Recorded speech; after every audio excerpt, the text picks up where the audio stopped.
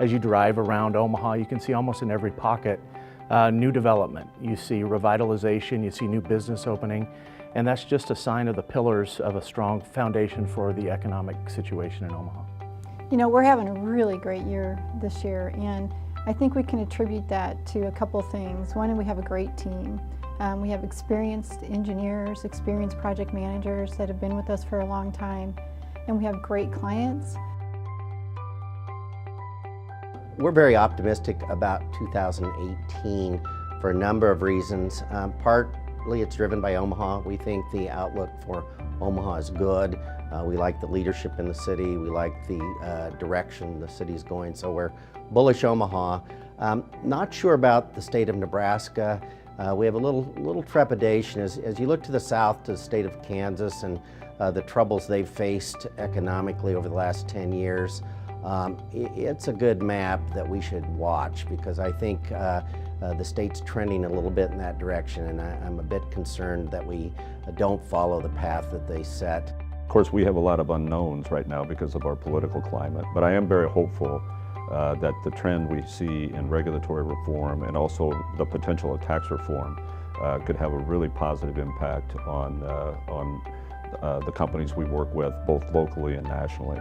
So I am pretty bullish on that, you know, with the caveat that our politicians still have to get their act together a bit. We need to keep in pace with what technology is driving toward us and also be a driver in that. Retaining talented staff is also really important for us. Our staff really is our business, so we want to make sure that we're able to keep that talented staff. And then also the rising healthcare costs. The discussions in the news right now about the ACA and what's going to be happening with that, it impacts our staff, it impacts their families, and it impacts what we're looking for in cost for healthcare. Also, immigration and what's happening with that. We want to be able to live in an open community, and we want to retain talented staff. You need to have that open community, and so we're really concerned about the Dreamers Act and what the impact of those changes will have on our community as a whole. While regulations alone are great and they serve as a front line of defense protecting our customers, the cost of keeping up with these regulations has really skyrocketed over the last several years, and keeping up with that's a real challenge. Security and privacy issues, we wrestle with that both as a firm and what we have to continually do to protect our data. Second is technology. It's a constant spend, it's a constant increase in budget, and so spending what's necessary to keep up and maintain is important. And then thirdly, I stay up thinking about succession planning, and that's both from our clients, that we see a lot of change as baby boomers age out, and how we can best serve them in the next generation. And then internally, we've got the great baby boomers and the great younger generation, but making sure that we do successful planning to transition the business is something we got to focus on. So I think one of the biggest opportunities for the Omaha area is continued investment in public transportation.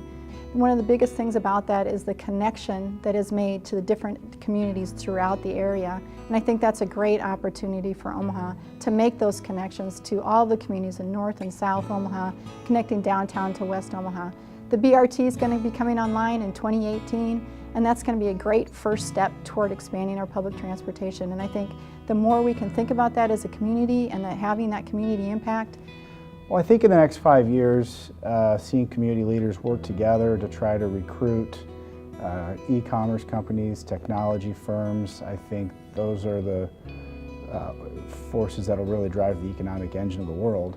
We need to attract innovation. We need new businesses that are starting up here, and we need old businesses to figure out new ways to do things.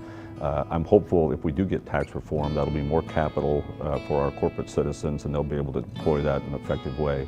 It's going to take cooperation. It's going to take bipartisan efforts, even though sometimes we talk about being a single-party system in many facets. But I think we've just got to decide what we're going to be and realize if we want to maximize our potential, it's going to take not only hard work, but a lot of money behind it. staying connected and pulling in the same direction to open the opportunities for everybody, for new businesses as well as existing expansions and new development. You have to be community connected and aligned, both at a civic and a business leadership. And that's something Omaha's done historically very well.